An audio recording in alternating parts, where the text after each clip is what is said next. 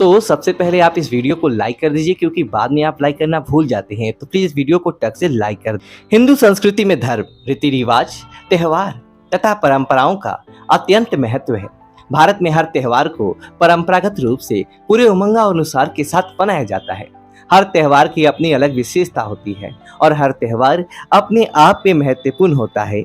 हिंदू पंचांग के अनुसार श्रावण मास के आरंभ होते ही लगभग सभी प्रमुख त्योहार शुरू हो जाते हैं। गणेश उत्सव के पश्चात पितृपक्ष के 15 दिन छोड़ दिए जाएं। उसके बाद लोगों को बेसब्री से इंतजार होता है नवरात्रि का। नवरात्रि माँ दुर्गा के विभिन्न रूपों की पूजा का महापर्व होता है।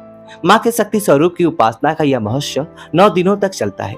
इन 9 दिनों तक जगह जगह पर माँ की उपासना की जाती है, जिससे संपूर्ण वातावरण में माँ की अद्भुत शक्ति का एहसास होता है।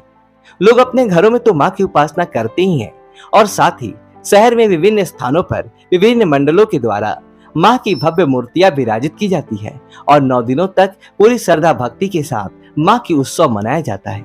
कई लोग पूरे 9 दिनों तक उपवास करते हैं, पूजा पाठ और हवन इत्यादि करते हैं। बहुत से घरों में माँ की आराधना में खटपटाते हैं और घर में खेले जाते हैं। नवरात्रि में हम सभी को ये तो पता होता है कि हमें क्या करना चाहिए और माँ की उपासना महत्व के पूजा पाठ के क्या नियम होते हैं, लेकिन हम ये नहीं जानते कि नवरात्रि में हमें किन बातों का विशेष ध्यान रखना चाहिए और कौन से कार्य बिल्कुल भी करने नहीं चाहिए। क्योंकि हमारी माँ दुर्गा बहुत भोली होती है। हमारे सिर पर हमेशा अपना कृपा हाथ रखती है। हमारे दिल से की गई श्रद्धा भक्ति से वह जल्दी ही हमारे ऊपर प्रसन्न हो जाती है और हमारी छोटी छोटी गलतियों को माफ भी कर देती है। लेकिन हमारी कुछ ऐसी गलतियां भी होती है जिन्हें माँ चाहकर भी माफ नहीं कर पाती और इसके दुष्परिणाम हमें भुगतने पड़ते हैं। तो आज हम उन्हीं बातों पर ध्यान केंद्रित करेंगे जो हमें नवरात्रि में भूल से भी नहीं करनी चाहिए, ताकि माँ हमसे नाराज ना हो जाए। तो चलिए देखते हैं वे कौन से कार्य हैं। पर उससे पहले आपने चैनल को सब्सक्राइब नहीं किया है तो इसे सब्सक्राइब कर लीजिए और अपने दुर्गा माँ को सच्चे मन से मानते हैं तो कमेंट में जय माँ दुर्गा अवश्य लिखिए। वीडियो पसंद है तो एक लाइक जरूर कर देना। पहली बात, सबसे पहले तो आप ये जान ले कि नवरात्रि शक्ति की उपासना और सम्मान का पर्व होता है। नवरात्रि में माँ विभिन्न रूपों में इस संपूर्ण सृष्टि में विचरण करती है। नवरात्रि में लोग माँ का आह्वान करते हैं और अपने घरों में माँ को बुलाना चाहते हैं, तो माँ भी उन घरों में जाना पसंद करती है जिन घरों में उनका स्वागत उचित तरीके से किया जाता है। जिस घर में अनावश्यक कलह और वाद विवाद, माँ वहां पर कभी नहीं जाएगी। इसलिए विशेष रूप से इन 9 दिनों में अपने घर का वातावरण आनंदमय रखिए और झगड़ा और कलह से दूर रहें। माँ की उपासना में प्रसन्न चित्त से करनी चाहिए। दूसरी बात, अपने घर में कभी भी किसी भी महिला या कन्या का अपमान न करे और ना ही उनके साथ दुर्व्यवहार करे। जिन घरों में महिलाओं का अपमान होता है, चाहे आप कितने भी पूजा पाठ कर ले, लेकिन माँ दुर्गा आपके घर में कभी प्रवेश नहीं करेगी। इसलिए 9 दिनों के दौरान भूल से भी अपने घर की महिलाओं का या कन्याओं का या अपने माताओं का अपमान न करें। तीसरी बात, नवरात्रि के 9 दिनों तक चमड़ा या चमड़े की बनी हुई किसी भी वस्तु का उपयोग न करें। ये शास्त्रों की दृष्टि से वर्जित है।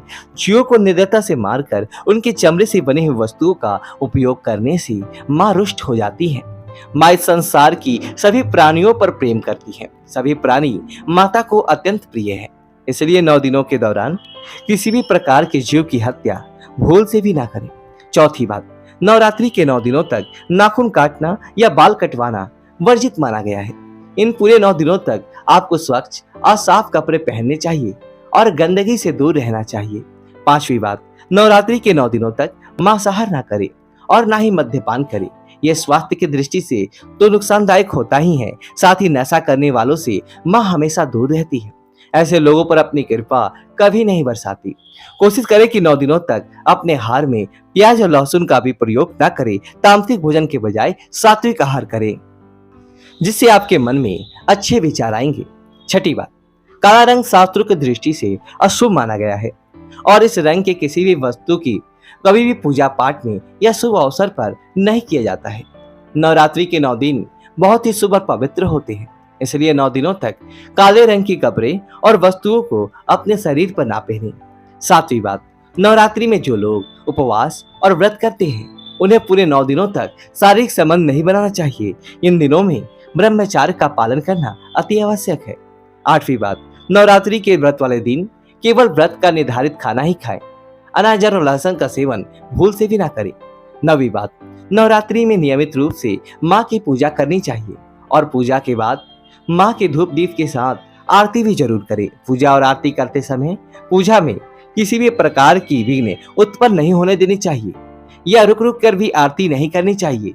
पूजा और आरती एक बार में ही संपन्न करनी चाहिए, नहीं तो हमारी पूजा व्यर्थ होती है। 10वीं बात, नवरात्रि में माँ के खंडित या पुरानी मूर्ति बिल्कुल भी ना रखें। ऐसा करना अशुभ होता है।